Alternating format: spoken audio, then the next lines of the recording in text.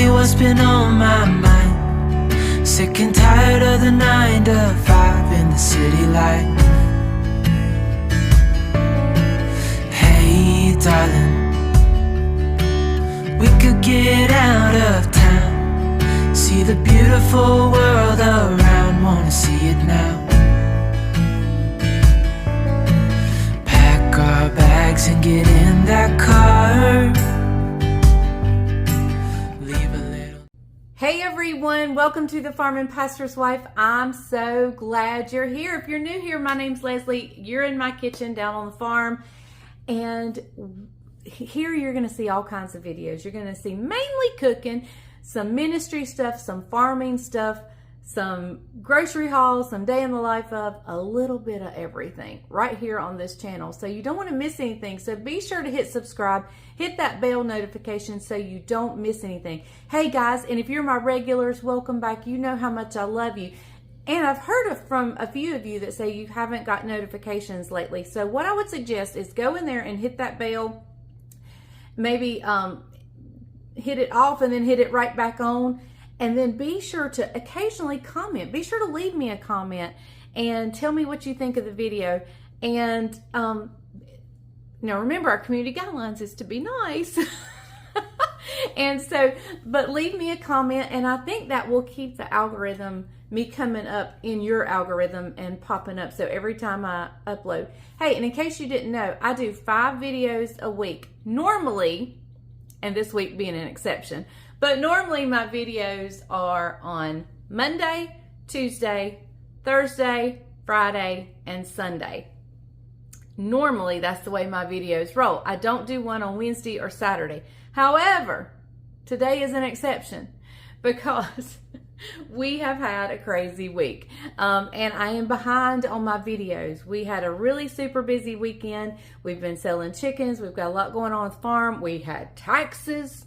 And getting our taxes. We hadn't even gone to this accountant yet, but we're getting them together, and that's the worst part. I wish I could just take a box of receipts to my accountant and say, here, you figure it out. But that's not the way it works. So anyway, this week is a little different, but I did want to share my schedule. And then we occasionally, it's been a while since we've done a live, but we need to do a live. Hey, okay, so let me tell you what today's video is about. Today's video, I am cooking the meal at church. Once a month, we have a fellowship meal on Wednesday nights at church. And I'm in charge of either A, coordinating somebody to cook it, or B, cooking it. And we had some leftover barbecue. Not sure how far it'll go, but we have some leftover barbecue. And so what I'm going to do to go along with it, we're just going to have barbecue sandwiches.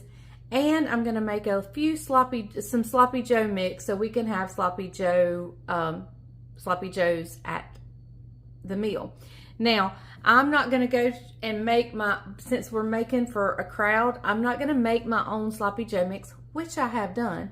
But we're not going to do that today. We are going to just use the canned Manwich and the Food Line brand Manwich. We're going to use both of those and just make it easy. I went to Sam's yesterday and I got some potato salad. I got a thing of coleslaw to go with the barbecue. We have some barbecue slaw already at the church. So we should be good to go. But I'm going to just brown up before we go to the church. I went to the church. Let me show you what I got.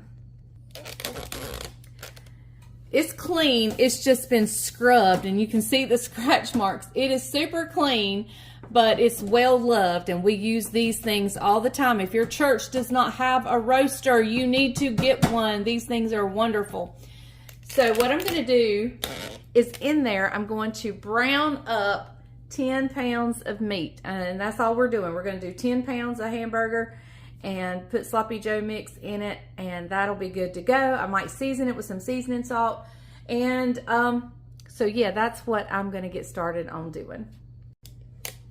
So I've got this, I just now turned it up. Oh, I don't even have it plugged in. It helps if you plug it in. It works a lot better when you plug it in. So I'm just going to start kind of breaking it up a little bit just to kind of give it a head start. We bought this tube at Sam's. and it's pretty lean. I think we got, it was either 85-15 or 90-10. I can't remember. It's pretty lean. And I'm glad of that. That way I don't have to worry too much about draining it too much.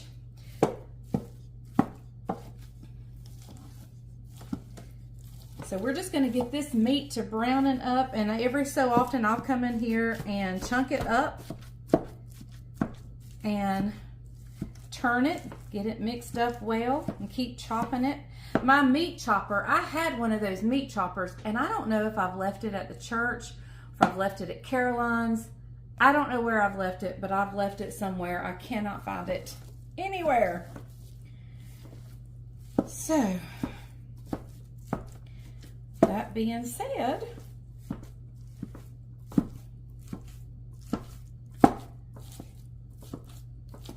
all right, so I'm just going to let this go on its own.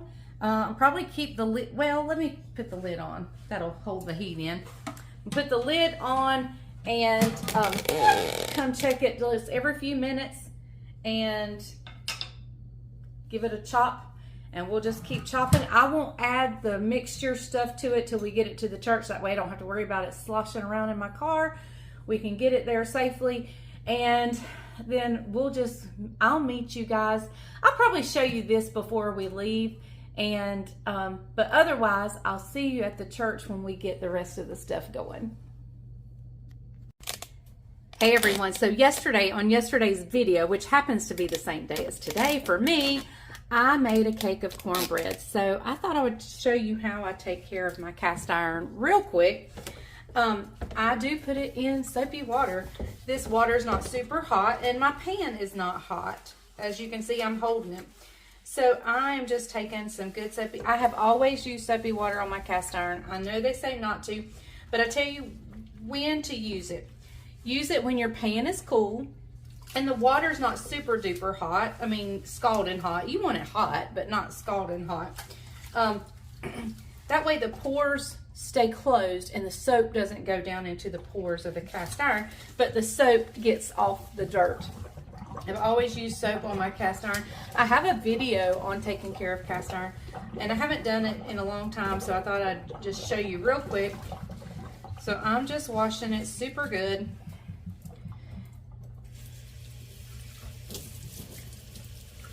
I'm going to rinse it really well.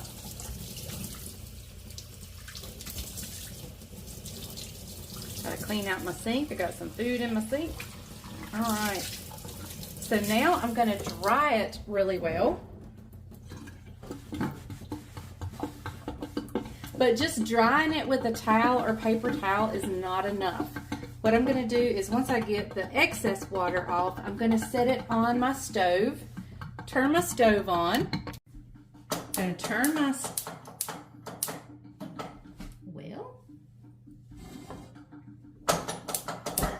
there we go. Turn the burner on.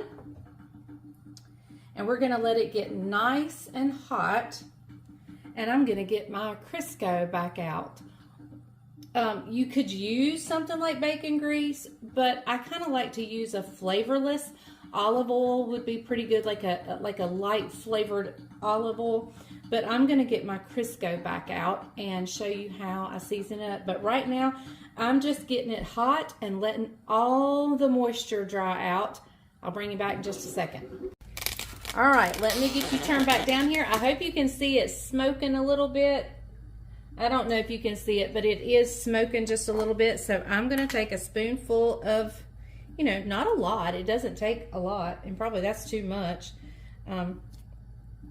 But of Crisco, and we're going to drop that down in there, and it immediately starts to melt and slide around. So what I'm going to do now is I'm going to go ahead and cut the burner off, and we're going to just swish this around. And I actually put way too much oil. Way too much oil. So let's get a cup and pour up the excess.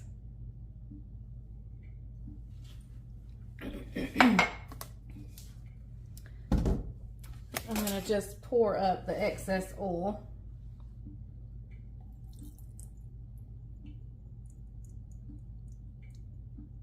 No, I knew that was too much, but I went with it anyway. Okay, so I'm just going to take a nice clean towel and rub that oil all over, up the sides, around the bottom, on the handle. Every other time, I think I do like the bottom, you know, the outside bottom like this. But I want to get all that rubbed in nicely. And you want to do it while the pan is still fairly warm. It doesn't have to be scalding hot, but I don't want to comfortably touch it because I want this oil to get down into the cast iron to keep it seasoned. And this is a well-seasoned cast iron pan. I use it a lot. So what I'm going to do now is I'm just going to take a paper towel. I want to be sure I don't have any areas of excess. Like I want to be sure there's no puddles of grease or anything, because then it leaves a residue and becomes sticky. But hey, my pan is now ready. As soon as it cools, I can hang it up and it'll be ready for the next time I want to use it. Well, hello everybody. It is the next day and I'm sitting here covered up with my blanket, and as life would have it, I fully intended on filming everything about getting the fellowship meal ready at church, so forth. Well, when I got to the fellowship hall yesterday to start preparing, I realized there was a Bible study going on in the fellowship hall. So I kind of quietly went to the kitchen, shut the door, did what I needed to do, but I couldn't film. And then as soon as the the Bible study was over, the people who set up the tables came in, Donnie and Martha, they came in, and so I really couldn't film then either. So nothing got filmed at the fellowship meal. But I did show you how to take care of your cast iron. And so I think today I have found a recipe in that thick retro cookbook that I found. I don't know if retro is the right word, vintage cookbook I found at that big, nice vintage antique place. I found a recipe in there, and if we have time, we'll do that. But a lot's going on over at the farm today.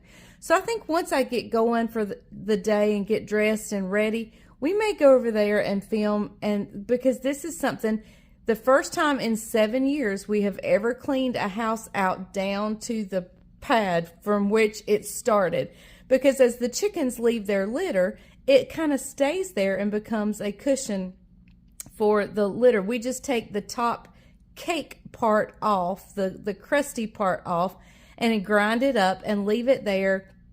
And so that's what we normally do. Well, this time we're taking two houses, we're completely cleaning them out all the way down to the dirt pad. So since we've never done that before, I thought it'd be a good day to take you guys along to watch the process, and I get to see the process.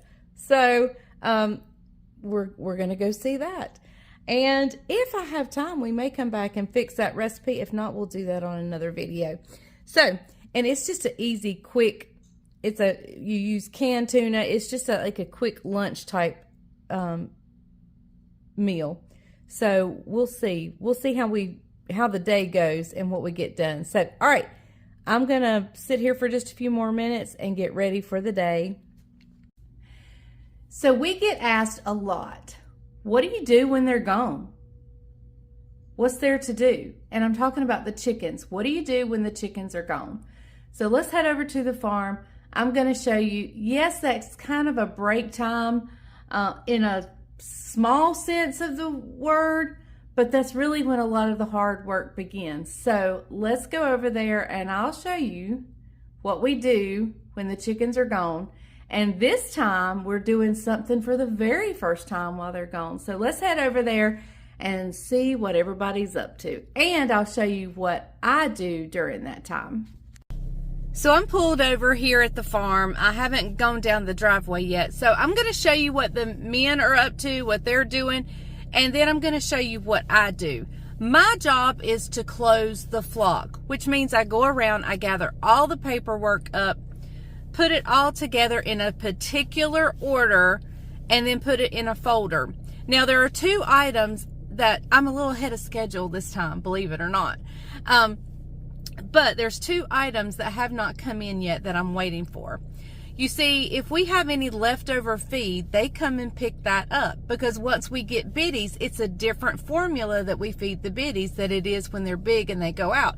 So they have to come back and get any of the high protein or whatever's different in the feed. They come and pick that up, and we get credited for that.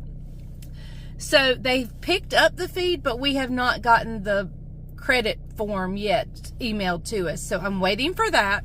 I'm also waiting for the final settlement, which is when they run that week's sales of chickens. All the farms, they go into a settlement. It's called a settlement, and it's just basically the reports of all the farms that sold that week, how you did, how many pounds, da da da da da. So we won't even hear how we did until Monday, which is today's Thursday, so we got a few days to wait to even hear about that, and then it's even longer before they send it to us.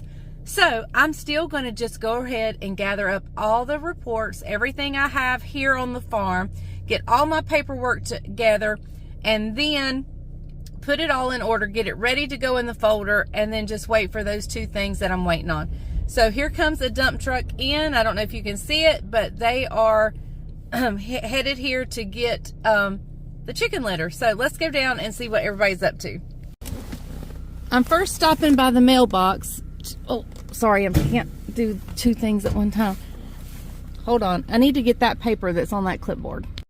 Okay, this mailbox is not an actual postal mailbox. This is where you have to sign in and out if you come onto our farm property. And so this is the mailbox where everybody stops to sign in. And during that flock, even all the feed drivers sign in and everything. And so I have to put who signed in during that particular flock. 1 paper down, a whole bunch to go. As you can see here, Bryant is taking the litter out, and he's putting it in these dump trucks.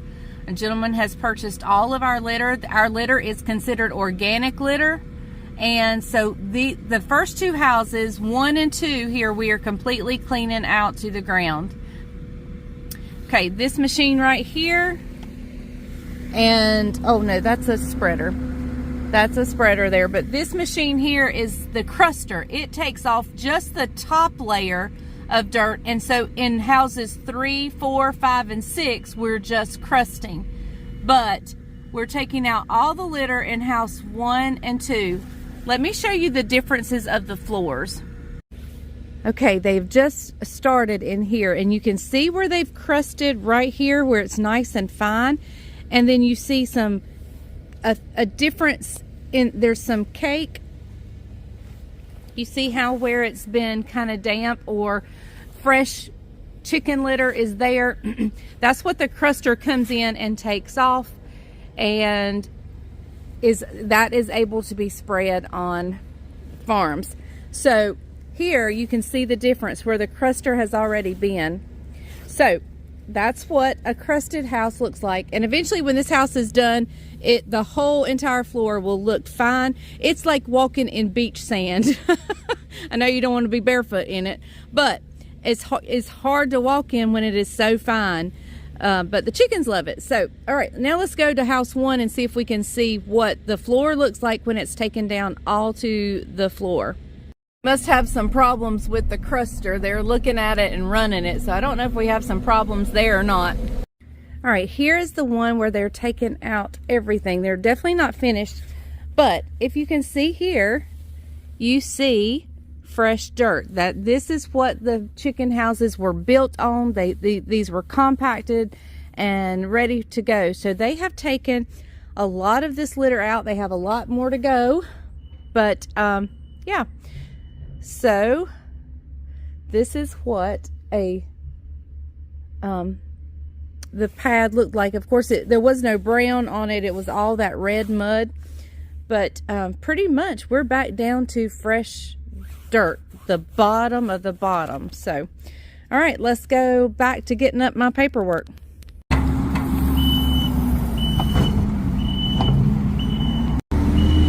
Hey guys, you can see in here they've pushed up a lot of the litter so they can get it out. So he's gonna come and take a good scoop right there, and he's gonna bring it out here to the dump truck.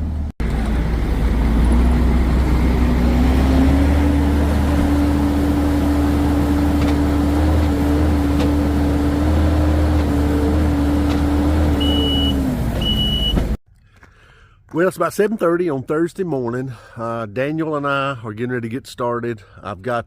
We worked really hard yesterday on one of the houses. Leslie showed you that.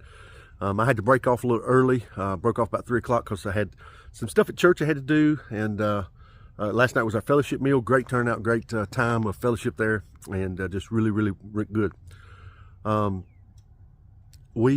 Today, the second house we're going to be cleaning out, I've actually sold the litter inside the house to a guy because replenishing the shavings are not cheap in these houses. It's about $1,250 a load, and I need at least 5 loads. I could use 6, and so do the math on that.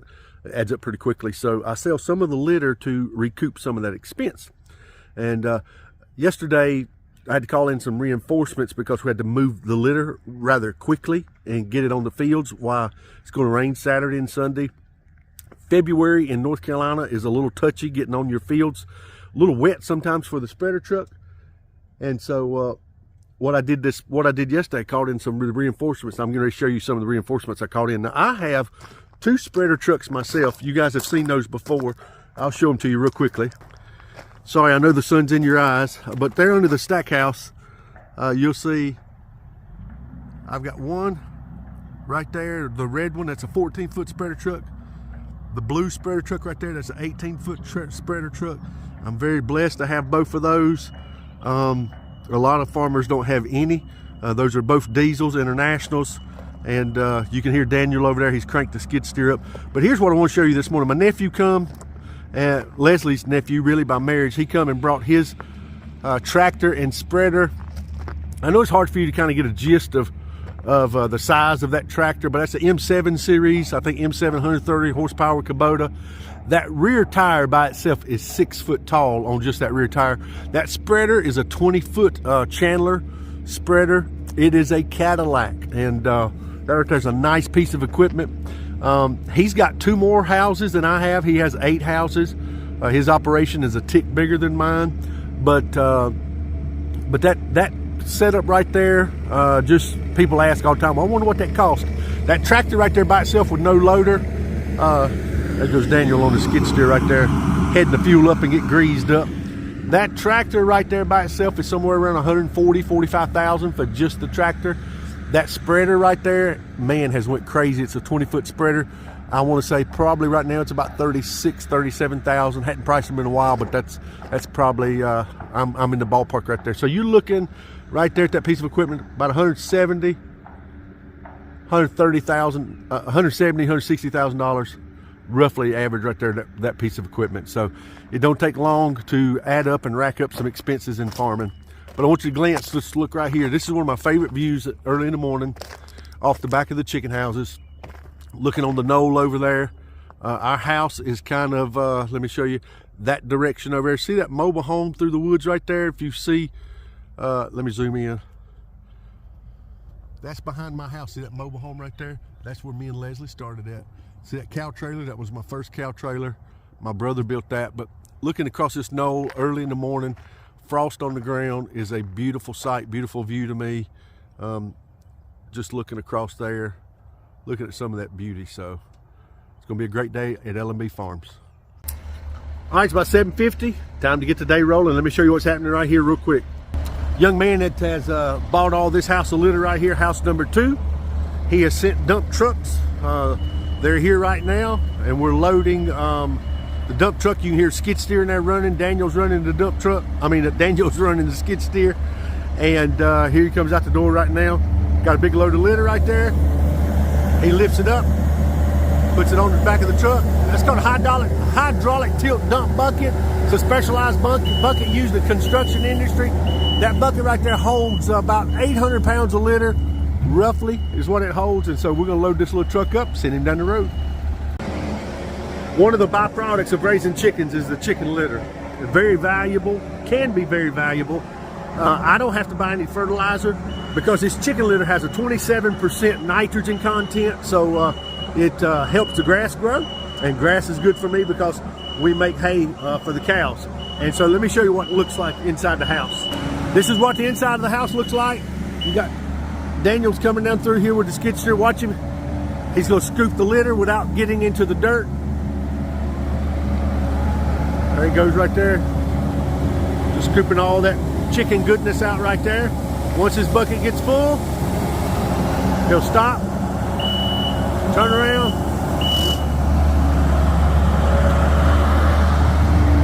then he'll go load it on that truck down there. I've got another skid steer on the way. Leslie's nephew's bringing another skid steer because we got so much action here today with this whole house. We're trying to get this whole house done today. Having 2 skid steers is only going to expedite the situation and make it go better. So let's get to work. So I'm glad he has the door shut on that skid steer. Okay guys, I come and get this form right here out of every house. We used to have 2 forms in every house. We had this form, which is, you know, mortality and stuff like that. And then we had a water form. Well, somebody got smart and put it all on one form. And that's wonderful. I believe they left us a little bit of a mess. That's okay though, not too bad. I've seen much, much worse. Okay, this house has something else attached. These are called catch tickets. That's what the catchers leave us. And so they were left here in this room. Normally they hand them straight to Bryant. Same thing in this house.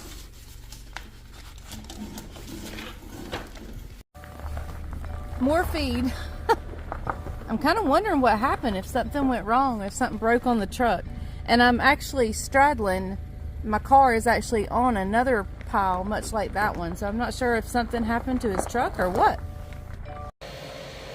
So here we are in the office, in the room in which I have determined is in desperate need of a cleaning, but I'm going to leave that to Bryant because this is mostly his stuff in here. I just come in and do the paperwork. So there's a portion on here that I need to make sure he fills out. So if it's not filled out, I leave it for him. And so now I just go to sorting paperwork, basically. That's basically what I do here, is sort paperwork. Yep.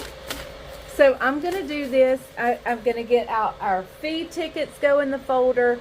Our feed inventory sheet goes in the folder. Everything I've filled out throughout the flock goes in the folder. So I'm going to work on that since I'm not going to cook today.